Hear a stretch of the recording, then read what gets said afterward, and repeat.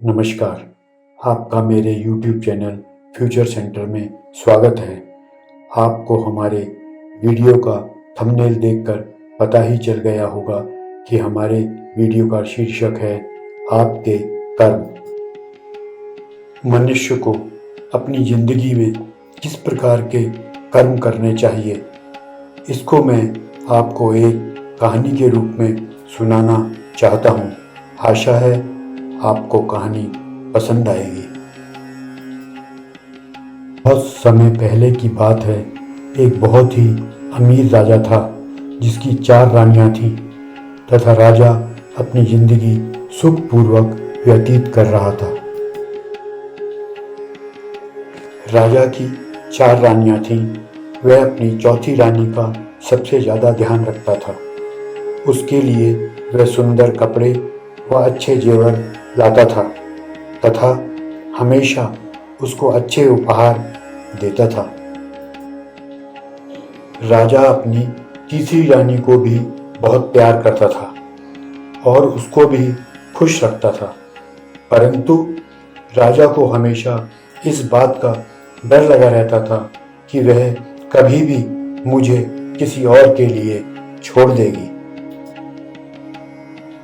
राजा अपनी दूसरी रानी को भी बहुत चाहता था। राजा जब भी किसी परेशानी में होता तब वह अपनी दूसरी रानी से ही सलाह लेता था तथा दूसरी रानी हमेशा राजा की परेशानी का हल निकाल देती थी। इसके साथ साथ राजा की पहली रानी बहुत ही समझदार थी।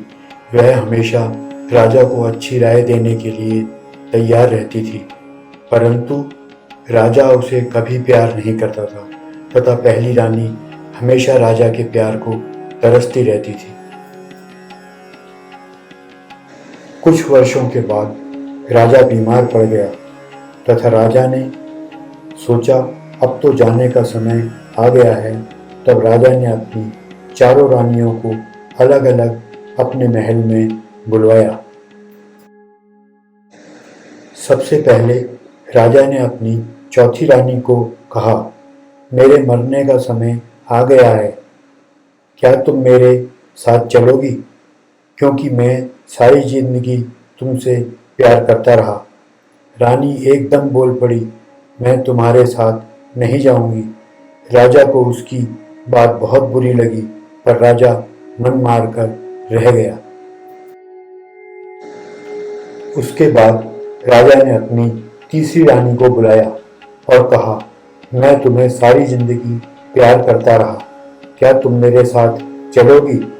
तीसरी रानी बोली, यह जीवन बहुत ही सुखद है, मैं तो तुम्हारे मरते ही दूसरी शादी कर लूंगी तथा सुख से रहूंगी। तुम्हें जाना है तो जाओ। उसकी बात सुन राजा दुखी हो गया तथा चुपचाप लेटा रहा।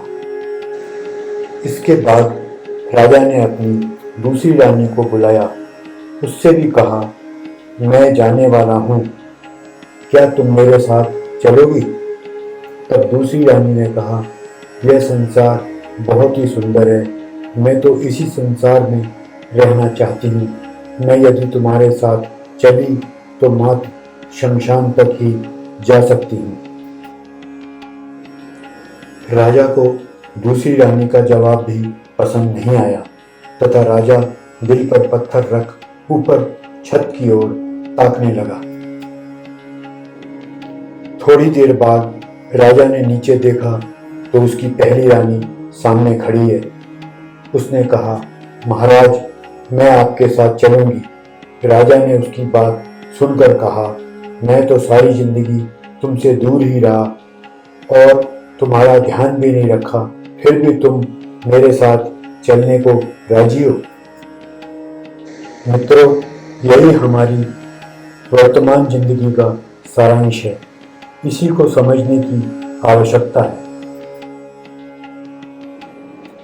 दोस्तों, चौथी रानी हमारा शरीर है, इसे जितना सजा लो, कुछ भी कर लो, मृत्यु के पश्चात शरीर यहीं रह जाएगा। तीसरी रानी हमारी धन दौलत है जो हमारे मरते ही दूसरों को मिल जाएगी। हम अपनी दौलत का कण मात्र भी साथ नहीं ले जा पाएंगे।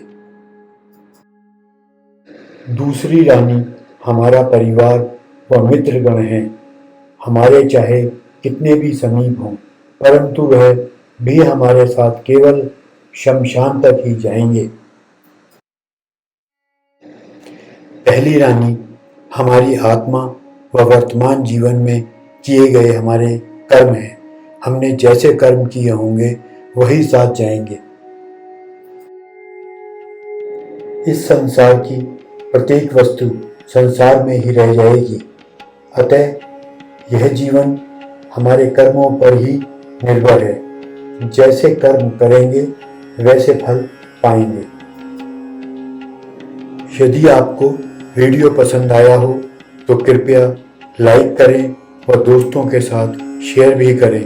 यदि आपने अभी तक मेरे चैनल को सब्सक्राइब नहीं किया तो कृपया सब्सक्राइब भी कर लें व घंटी भी दबा दें। अच्छा लगता है। फिर मिलेंगे एक नई वीडियो में।